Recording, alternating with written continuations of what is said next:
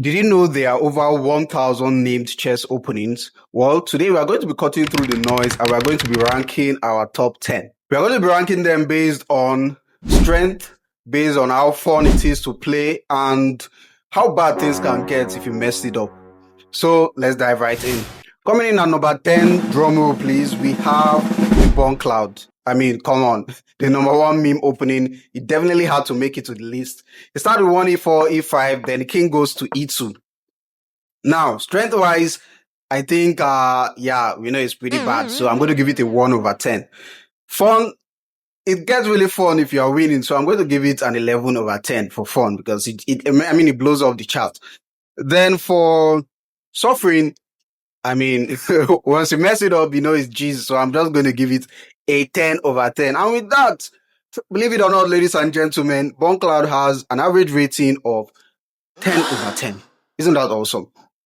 Moving on, at number 9, we have the Ruy Lopez. Now, this is the grandfather of serious chess. It's played from both beginners level all the way to world championship level. Like, it's super solid. It's one of the best openings in the world. And strength-wise, I'm going to give it 7 over 10. Fun to play. It can be fun, can be boring. It's universal. So I'm just going to get an 8 over 10. Then suffering, to be honest, sometimes if you mess Ruy Lopez up, it might be Jesus. So I know, but it's not that bad. So I'm going to give it a 6 over 10. And with that, Ruy Lopez have an average rating of 8 over 10. Moving on, we have the London system. Now, personally, I don't like people that play the London system. So if you play the London system, you have to change that opening. But jokes aside, the London system is a very good opening.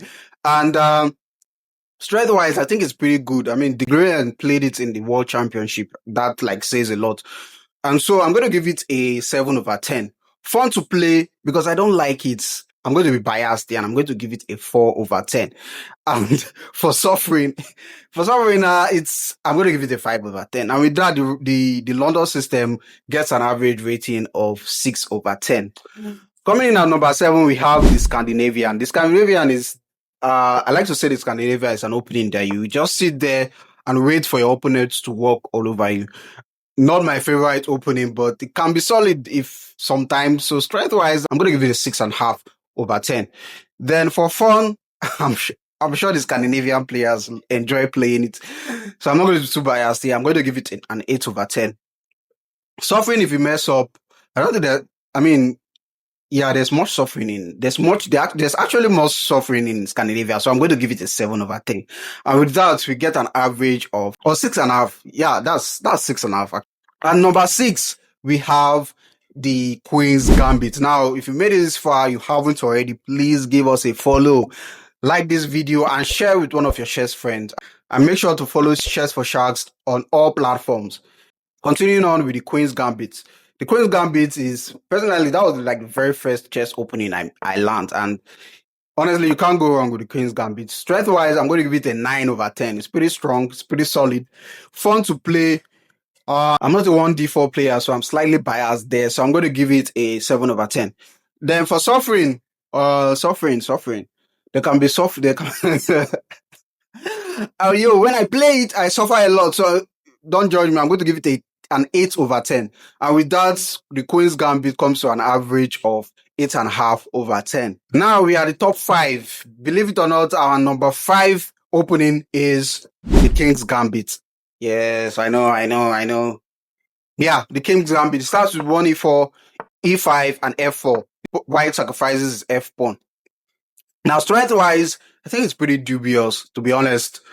In this day and age, the King's Gambit, you don't play the King's Gambit. Don't. I'm going to give it a 4 over 10 strength-wise. Fun, I think it can be fun, to be honest. I love Gambits. I love to sacrifice. I love open position. So I'm just going to give it a 10 over 10. Suffering, bruh, if you miss a move order, you're done for. So suffering is up the chart. So I'm going to give it a 9 over 10. And with that, the King's Gambit gets a whooping average of 9 over 10 rating from me. Coming in at number 4, we have the Caro-Kann. The Caro-Kann is one of the most solid openings in the world. Although I hate playing against, the Caro-Kann is just so solid. But it is what it is. The Caro-Kann. So I'm going to give the Caro-Kann strength-wise, I think it's about 9 over 10 in my opinion. Fun to play. I can't imagine that opening is fun to play because it's just so solid. It just feels like black just sits there and just maneuver pieces very boringly. 5/10. I'm just going to give it 5/10. Suffering, I think if you messed up, you're just going to like, bruh, suffering, I'm just going to give it an 8/10. With that, it has an average rating of 7/10. Now we are the top 3.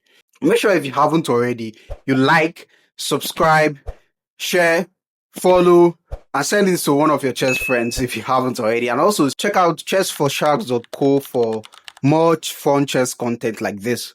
And number 3, we have the French defense. The French defense is kind of similar to the Caro-Kann. No, more similar to the Scandinavia, because I think it's still that type of opening where you just sit there and wait for your opponent to walk all over you, because I always walk all over the French players. I'm sorry if you play French. But strength-wise, I'm going to give it a 7/10. Fun to play. I can't imagine it's fun to play because, at least against me, if you're playing the French against me, I'm sure it's not fun to play. And so I'm going to give it a rating of 4/10, the lowest amongst all. And for suffering, I'm sure you guys suffer a lot. So I'm going to give it an 8/10. So there's enormous amount of suffering for the French players. And with that, the French has an average rating of 6/10.